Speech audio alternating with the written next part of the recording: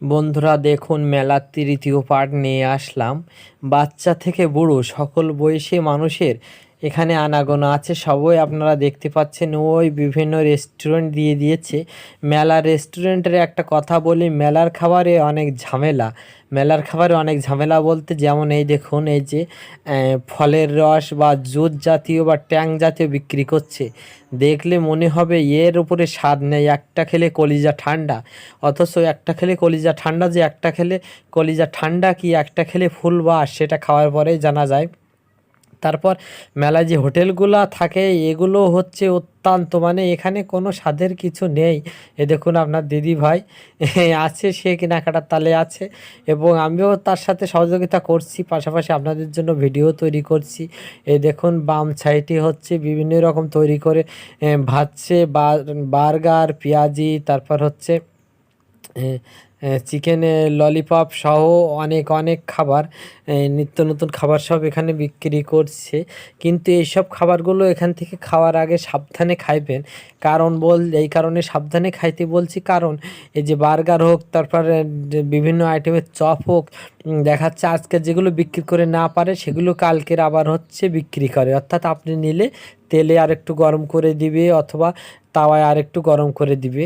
এই একটা খাওয়া যায়, টাটকা টাটকা ভাসছে। এটা হচ্ছে ডিমের কেক জাতীয় তৈরি করছে, 20 টাকা করে পিস বিক্রি করছে। দেখতেও ভালো লাগে ওই জিনিসটা। এই দেখুন চিংড়ি মাছের মাথা বা চিংড়ি মাছের মাথার চপ, এটাও কিন্তু এই যে হচ্ছে সুন্দর করে ডিজাইন করা বার্গার দেখছেন, মানে ডিজাইন দেখলেই হচ্ছে পেট ভরে যাবে। এই দেখুন আমার আর এক হাতে আর একটা ফোন আছে, একটা ফোনে আড়াই ভিডিও করছি আর একটা ফোনে লম্বায় ভিডিও করছি।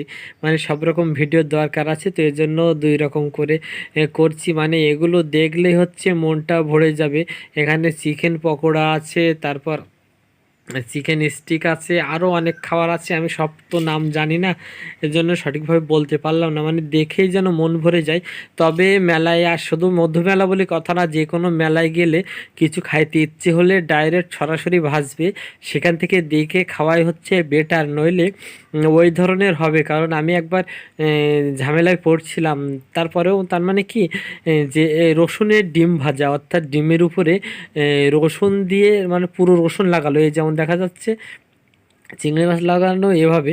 এবার আমি মনে করছি টাটকা, এবার আমি দিতে বলছি, তেল এবার গরম করে দিল, এক কামড় দিয়ে দেখি ভেতরে হচ্ছে মাল ড্যামেজ, তো এখানে ফেলে দিচ্ছিলাম। সে এর জন্য বলছি যে দেখে খাবেন। এই দেখুন এই একটা আচারের দোকান, এখানে হচ্ছে বাহারি রঙের আচার, ওই যে প্লেটে আমশক্ত বিক্রি করছে, করমচা বিক্রি করছে, তারপর হচ্ছে খেজুরের আচার, কালো জিরার আচার, আমের আচার, জলপাইয়ের আচার, আরও আরও অনেক ধরনের ঝালে, শুকনো ঝালের আচারও তৈরি করছে, বুঝছেন। মানে খুব ভালো লাগছে, আমার খুব ভালো লাগলো বন্ধুরা।